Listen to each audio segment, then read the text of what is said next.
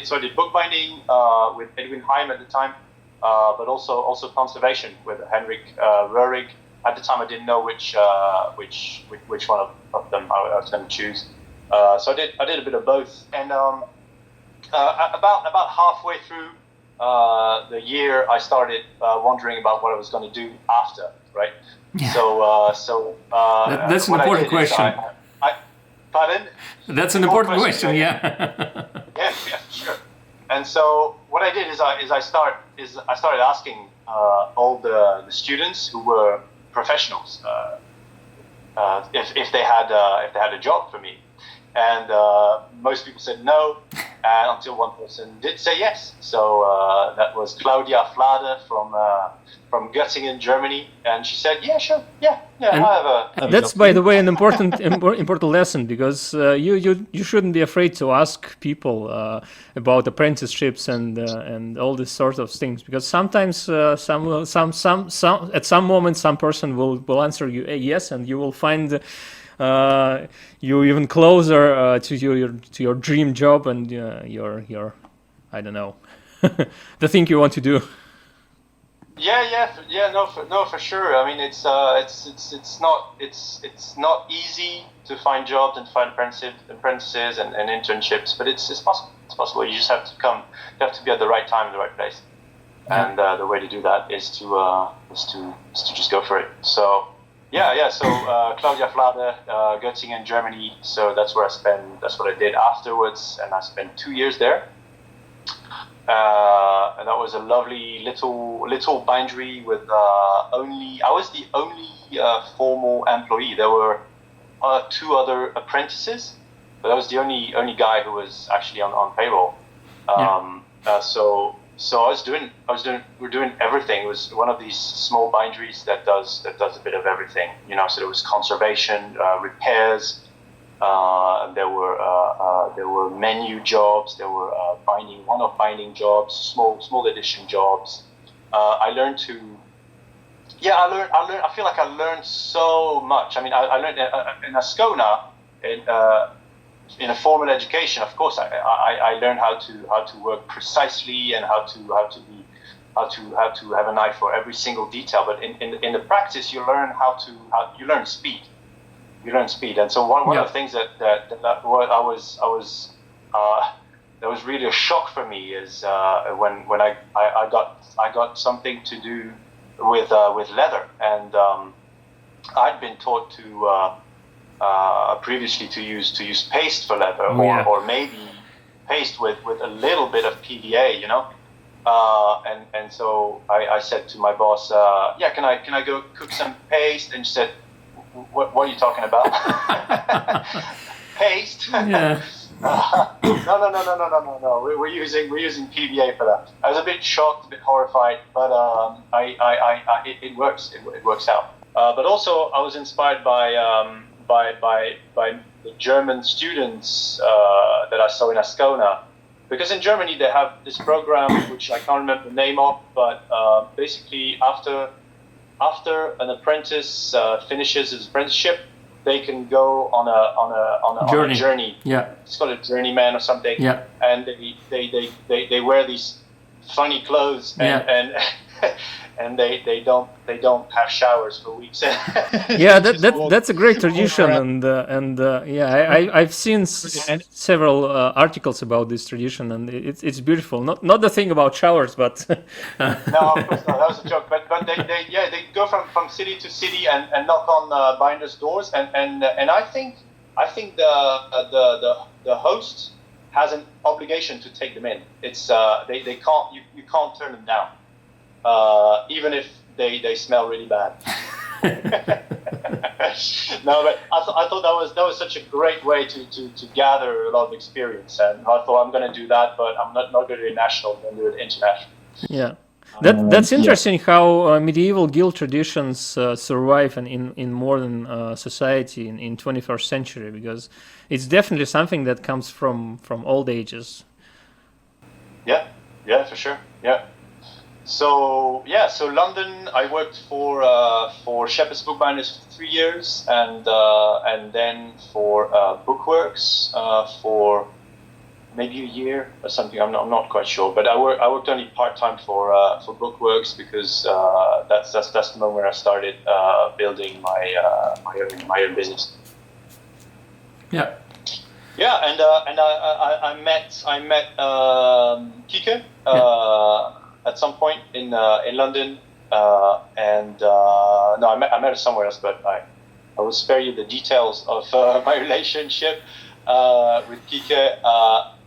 I just met her, and she lived with me for 3 years in London, and she was homesick after a while, and we moved back to Holland. So I've been here now in the Netherlands for 5 years, and I have we're working together, Kike and I, for Elbel Libro bookbinding initiatives. I always happy to see both of you on Boekkunstbeurs. In November in Leiden. Yes. Yeah. Which you are now a major attraction. Not sure about major, but yeah, at least I'm part of it. I hope to be there this year. We'll see how it goes. Yeah, it would be nice. Yeah. Cool. Yeah. So that's basically my background. That's what got me here. Yeah. And now you take apprentices. I do from time to time. It's like I said earlier. It really depends on. You have to be at the right place at the right time, and there's been moments with me where I was open for that. Yeah. And other moments where not at all. So.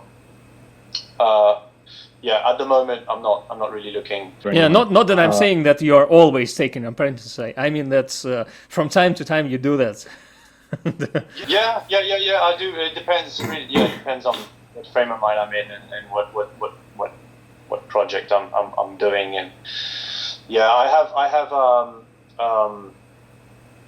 one freelancer currently, Mariska, who comes in once or twice a week, and then I have an intern, so that's why I'm not looking for any. But I'm saying I don't think I will be looking for one after that. This Roderick is going to be here till the summer.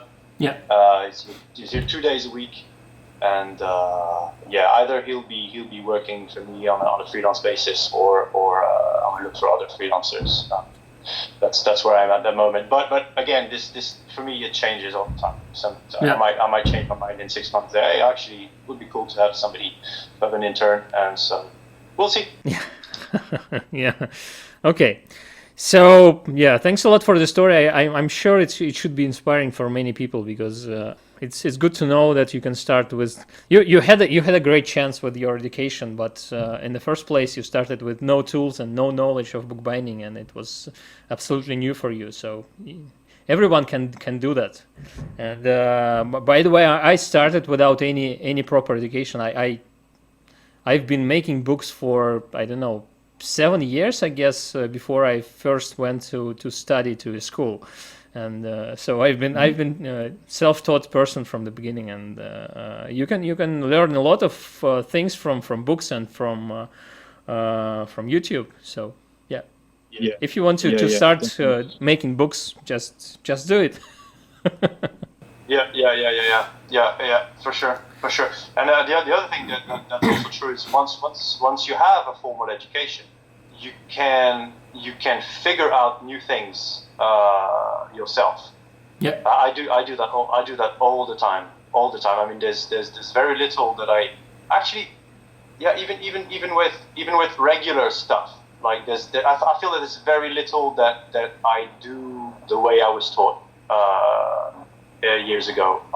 Everything I do now is a result of a choice. I have tried, I have compared what I've been taught to practices in the trade and practice in another trade, from having traveled in different countries to have given me an insight into the fact that people work very differently from place to place, and there's really many different ways to skin a cat, if you yeah, that's true. The expression. Yeah. And I truly believe that the only thing that matters is the results, the quality of the results, and how fast you get there. And if you have this mindset, if you understand basics, you can figure out pretty much everything. So I would encourage anyone to go out and to go and take a French binding workshop. Yeah. Because that basically encompasses the whole thing. If you can do a French binding, you can do everything. I think because there's basically all elements are covered. You know. That's true. How to bound, how to back, how to sew, how to cut boards, how to sand, how to bevel, how to treat the edges. All of these things are contained in that one structure, and you can use these skills to then build on. You will definitely learn much more than you need to know when you want to make a case binding. But then this additional knowledge will help you to move different directions, because different styles have different quirks and different little small things that differentiate from style to style. And I absolutely agree with you on that. French binding allows you to give a wider scope in bookbinding. Yeah. So that I would encourage that, setting something that is very fine, very very high standard, and also getting some experience. I know it's hard and it's not easy to find, but some experience in a commercial environment, because that will teach you speed, and it's a very different way of thinking. So the way you approach an edition of 50 books is very different from the way you approach one copy, and that's very powerful to understand these principles. There are certain principles that you can then apply everywhere. That's true, and I also agree. I also agree on that, because I had a very short stint in the binder in Moscow, something like for a month, and this was an important experience. I cannot say that I liked it a lot.